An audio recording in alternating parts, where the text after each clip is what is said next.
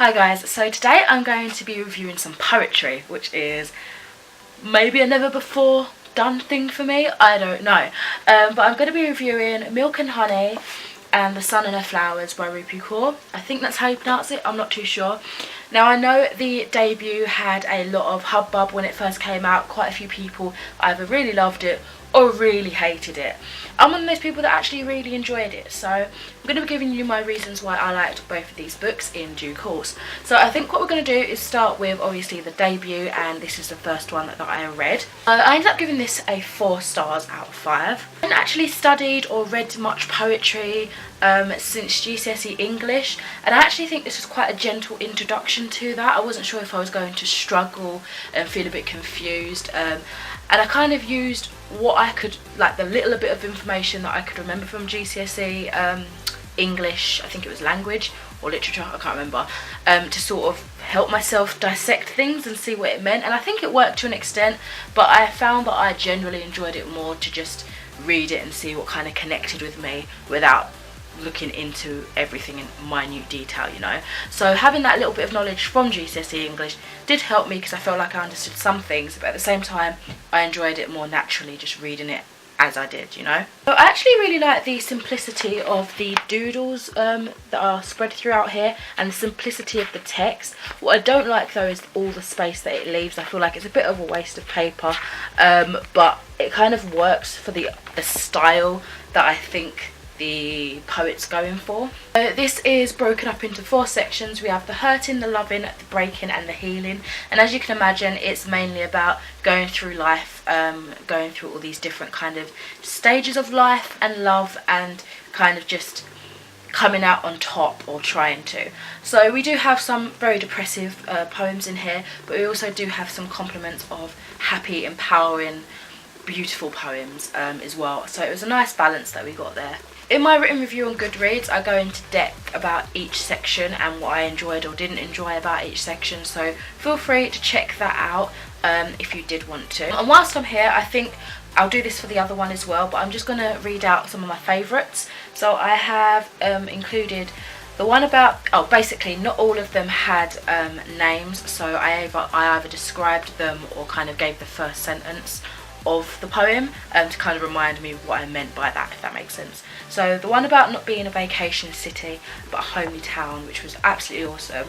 The perfect date, the one about not mistaking salt for sugar, the one about extreme emotions, the one it goes like I don't cry, I pour, selfish, the one about leg hair, and women of colour. So the reason I actually didn't give this a full 5 stars, because I think generally I did have a hindrance because of my limited knowledge in poetry, but I think the more I read and the more I kind of figure out what kind of poetry I like, I'll get better at understanding it.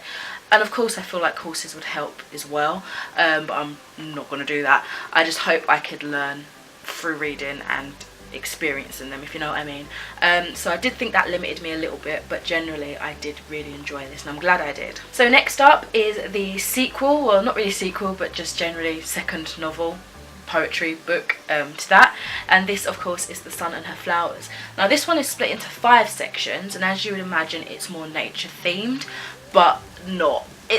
She uses nature as like sort of metaphors, I suppose. And the sections include wilting, falling, rooting, rising and blooming. So I picked this up quite close to reading that one. I think I read like a manga in between the first poetry collection and then this, so as soon as I picked this up I basically had hesitations at whether I decided to pick it up too soon and if it would feel too samey for me, like if I needed to break it up or whatever, but I'm still glad I did decide to read it, because despite those assumptions I did feel that the poetry still resonated with me. But I think you can tell that from what I'm about to say, I did definitely enjoy Milk and Honey over this, even though I still did like this. I ended up giving this one a 3 out of 5 stars. Again, you can check out that Goodreads written review if you want my breakdown of each section and what I genuinely thought about each part. And again, I will just list you some of my favourites. Now the funny thing is, I have more favourites collectively from this collection rather than the first collection, but I think it's because there were more poems in this one. Now correct me if I'm wrong, but I feel like there was. I'm pretty sure there is. This is much bigger in comparison, and there's obviously 5 sections then the other one had 4 sections. But anyway, those poems, again, not all of them are titled, but they are: I spend days in bed debilitated by loss, the construction site of our future, what love looks like, questions, I don't need more friends, time, introvert, I am made of water, of course I am emotional, the greatest and the most difficult year of my life, the ode to Amrita's share, Guild's village scene, funeral, read this one to my friends, told them to read it at my funeral, a child and an elder, and representation. There was actually quite a few odes in this poetry collection. Is that generally what they're called? Like an ode to this, an ode to that. I hadn't actually heard of the kind of poems it was responding to, and I'm not sure if all of them were poems. For example, the one that I mentioned about the village scene, is that just actually a scene and she's writing a poem about it? I'm not sure, I probably should have checked that out. But it was nice to see her again, sort of honouring other things and kind of, you know, giving them a little shout out, if you will, and kind of responding in her own style and way, which is really cool. There's one thing that I feel like I understood more in this than the first one, and that is the bees and flowers sort of metaphors that were used in here. I find that I understood that context more, generally because I just like nature, and so that interests me and I can kind of connect to it more. But I couldn't really understand the honey and the milk from the other one, so that confused me. But it's cool that we have bees in this one and then honey in the other one. I didn't think of that. But yeah, basically the metaphors in Milk and Honey that were actually using Milk and Honey left me a bit confused. Like, I wasn't always too sure what Kaur was trying to say. But with the bees and the flowers in this one, I could understand what she was getting at and what, like, the lyrical way that she was using it to express her feelings.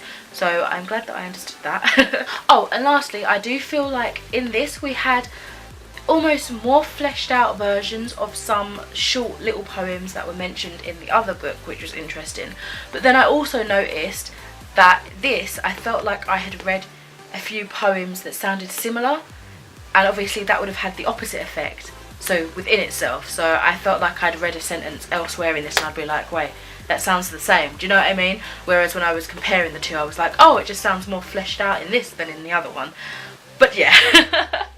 I hope you've understood my rambly thoughts, and I hope you enjoyed my reviews of both Milk and Honey and The Sun and Her Flowers by Rupi Kaur. Let me know if you've read any of these poetry collections, if you read poetry. If you don't, I reckon this would be like a nice introduction to it. Or, oh no, if you're a poetry veteran, if that's even the word, it'll probably feel basic, and maybe that's where a lot of the negative reviews are coming from. People don't like the style and that, but I quite enjoyed them both. And yeah, I'm going to stop blabbering now, and I'll speak to you in another video soon. Bye!